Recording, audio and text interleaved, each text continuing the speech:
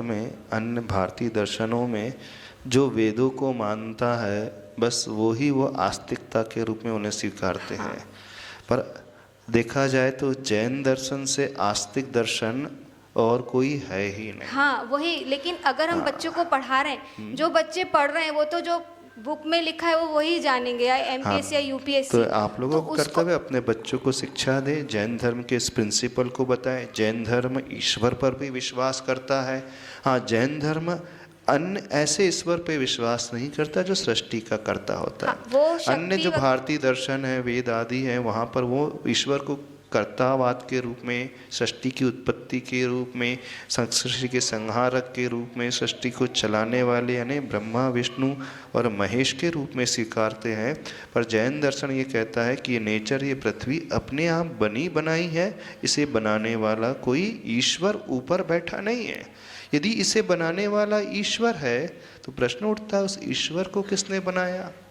यदि ईश्वर आप कहो कि ईश्वर बना बनाया है, अनादि से है, और तो ऐसे जैन दर्शन कहता है प्रत्येक आत्मा जो है वो अनादि काल से है, और यह आत्मा जो संसारी आत्मा होती है जब पुरुषार्थ करती है, मोक्ष पुरुषार्थ पर आरूढ़ हो जाती है तो कर्मों का क्षय करके स्वयं ईश्वर के रूप में प्रतिष्ठित हो जाती है।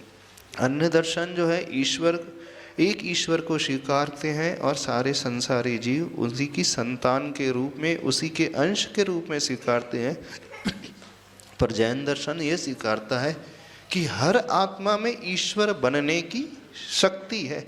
हम उनके अंश नहीं हैं, हम उन्हीं जैसी शक्ति वाले हैं। जैन दर्शन एक प्योरली डेमोक्रेटिक व्यवस्था को स्वीकारता है।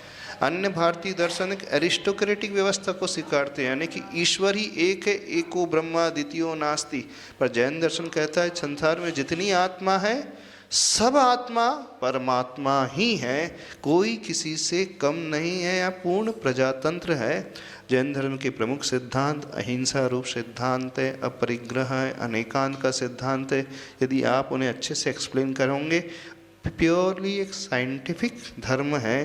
यहाँ पर कुछ भी ऐसा नहीं है जो कपोल कल्पित होता है। सारी प्रकृति अपने आप में चल रही है, कोई इसे चलाने वाला नहीं है।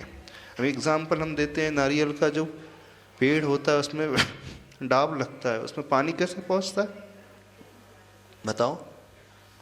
कौन पहुँचाता है डाब में पानी? मिट्टी से। कोई एक हॉलो पाइप रहता है क्या?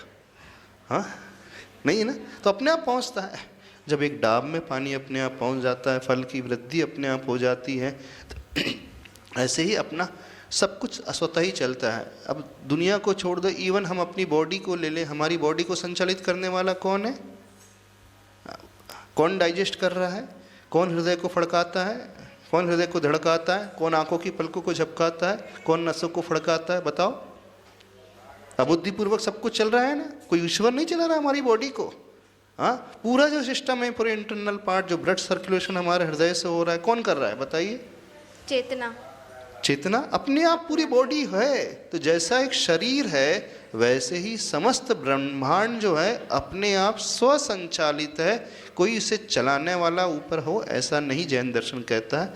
अन्य दर्शन में ये व्यवस्था भिन्न है, बस उनकी आस्तिकता की परिभाषा वेद को मानने से। पर जैन दर्शन कहता है तो हम ईश्वर